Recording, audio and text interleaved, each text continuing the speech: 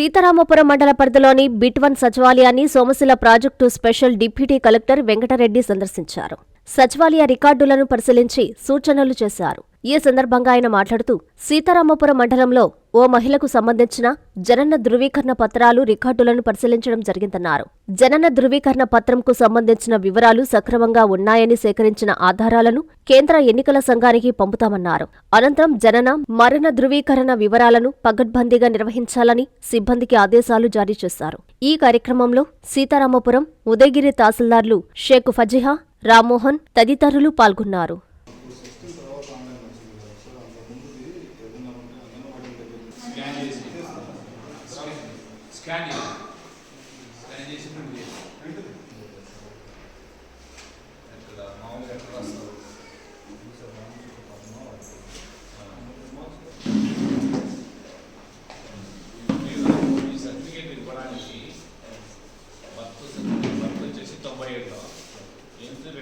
శ్రీత జిల్లా కలెక్టర్ గారి మరియు జిల్లా జాయింట్ కలెక్టర్ గారు, ఎస్పీ గారి ఆదేశాల మేరకు జిల్లాలో పీడిఎస్ రైస్ స్మగ్లింగ్ జరగకూడదని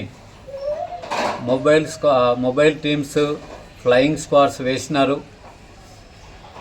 కొంత స్లోగా అంటే ఇంతకుముందు జరుగుతున్నట్లు వ్యాపారం జరగకపోయినా ఇక్కడ చిన్న వాళ్ళు అంటే ఇంట్లో ప్రోగు చేస్తున్నారని నిన్న కలెక్టర్ గారు సమాచారం ఇచ్చారు. ఆ సమాచారం మేరకు మా టీం వాళ్ళు ఒక ఇంటిలో 6 క్వింటాళ్ళ బియ్యాన్ని, 6 క్వింటాల్లో కూడా రకరకాలుగా 20 అంటే కార్డుదారు 20 కిలోలు తెచ్చాడు, 25 కిలోలు తెచ్చాడు, 30 కిలోలు అట్లా వివిధ పరిమాణాల్లో ప్లాస్టిక్ బ్యాగ్లో ఇంట్లో కనుగొనడం జరిగింది. సో ఈ జిల్లాలో ఉండే ఇలాంటి వ్యాపారం చేసే వాళ్ళకు హెచ్చరిక ఏంటంటే ఇలాంటి ఏది చేయకుండా ఈ బియ్యాన్ని ప్రజలు మాత్రమే తినేటట్లు. ఇక్కడ ఏంటంటే ప్రజలకంతా రేషన్ బియ్యం అంటే తక్కువగా ఆలోచిస్తున్నారు. ఈ రేషన్ బియ్యం అనేది మన జిల్లాలో పండిన రైతుల దగ్గర నుంచి ధాన్యం తీసుకొని మిల్లు ఆడించి అందులో ఫోర్టిఫైడ్ రైస్ కెర్నల్స్ అంటే ప్రజలకు ఆరోగ్యం బాగుండాలని రక్తహీనత ప్లస్ బలవర్ధకమైన బియ్యాన్ని కలిపి ప్రభుత్వం ద్వారా సరఫరా చేస్తున్నాం. ఈ బియ్యం మనం తయారు చేయడానికి కిలో 40 రూపాయల పైన పడుతుంది. ప్రభుత్వం ఫ్రీగా ఇస్తుంది. ఈ బియ్యాన్ని కార్డుదారులు ఏం చేస్తున్నారు, 12 రూపాయలకు 14 రూపాయలకు అమ్మితే వీళ్ళు దాన్ని ఒకరు 20 రూపాయలకు అమ్మడం, లేదంటే వేరే దాంట్లో కలిపి అదే బియ్యాన్ని కలిపి కూడా ఇస్తున్నారు. ఎందుకంటే ప్రజలకు అర్థం కాదు ఆ విషయం. కాబట్టి కార్డుదారులు కూడా ఈ బియ్యాన్ని ప్రాపర్గా యూటిలైజ్ చేసుకొని తినేటట్లు ఉండాలి. ఎవరైనా ఇలాంటి పనులు చేసినప్పుడు ఖచ్చితంగా చర్యలు తీసుకుంటారు. ఎందుకంటే సివిల్ సప్లైస్, రెవెన్యూ, పోలీస్ ముగ్గురం కలిసి 3 డిపార్ట్మెంట్లు కలిసి పనిచేస్తున్నాము. ఎవరు కూడా ఇలాంటి పనులు చేయవద్దని హెచ్చరించడం జిల్లా అడ్మినిస్ట్రేషన్ తరఫున. ధన్యవాదములు సార్. వారిపై ఏం చర్యలు తీసుకున్నారు ఇప్పుడు? వీళ్ళు ఇక్కడ ఉండే 6 క్వింటాళ్ళు పట్టుకున్నామండి. మొత్తం సీజ్ చేసి 6A కేసు ఫైల్ చేస్తున్నాం వీళ్ళ మీద. వాళ్ళ పేర్లు సార్? ప్రమీల రాణి అండి ఈ ఇంటి ఓనర్ పేరు. సో ఈమె మీద కేసు ఫైల్ చేస్తున్నాం. ఈ డీలర్లకు సంబంధం లేదంటారా మీరు? ఇది వచ్చేసి డీలర్లు కాదు కదా. మీరు చూస్తే అక్కడ 20 కిలోలు కార్డుదారులు తీసుకొని వచ్చిన బియ్యం ఇది.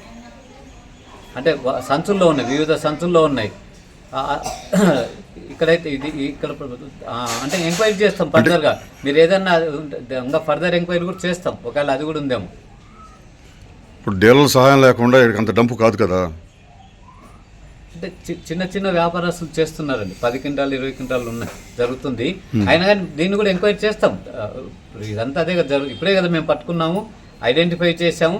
మీరు అన్నట్లు ఎవరిదైనా డీలర్ పాత్ర ఉంటే వాళ్ళ మీద కూడా చర్యలు తీసుకుంటాం. ఇంజనీరింగ్ విద్యపై అప్పటికీ ఇప్పటికీ ఎప్పటికీ చెరిగిపోని ముద్ర వేసిన ఏకైక విద్యా సంస్థ నారాయణ. రేపటి ప్రపంచాన్ని శాసించబోతోన్న ఏఐ టెక్నాలజీని అందిపుచ్చుకొని విద్యారంగంలో వస్తున్న మార్పులకు అనుగుణంగా విద్యా విధానాన్ని మార్చుకుంటూ విద్యార్థుల్లో మేధోశక్తిని పెంపొందించేందుకు ప్రత్యేకమైన ప్రణాళికతో కోర్సులను అందిస్తున్న అపూర్వ విద్యా సంస్థ నారాయణ. నాక్ మరియు NBA గుర్తింపు పొంది 27 సంవత్సరాల అనుభవంతో అత్యున్నత ప్రమాణాలతో ఇంజనీరింగ్ విద్యకు సరికొత్త దశ దిశ చూపుతున్నాయి నారాయణ ఇంజనీరింగ్ కళాశాలలు. అండర్ గ్రాడ్యుయేషన్ మరియు పోస్ట్ గ్రాడ్యుయేషన్ కోర్సులను అటానమస్ కరికులం ఆధారంగా అందిస్తూ 2024-25 విద్యా సంవత్సరంలో 50కి పైగా MNC కంపెనీలలో 600కు పైగా ఉద్యోగ అవకాశాలు పొంది మరియు వాటిలో అత్యధిక ప్యాకేజ్ 12 lakhs per annum సాధించిన ఘనత నారాయణదే. AICTE ద్వారా గుర్తింపు పొందిన idea labs, drones, 3D printer, Juniper network centre of excellence, robotics, IoT centre of excellence ల్యాబులు కలవు. అడ్మిషన్లకై సంప్రదించండి. నారాయణ ఇంజనీరింగ్ కళాశాలలు నెల్లూరు మరియు గూడూరు.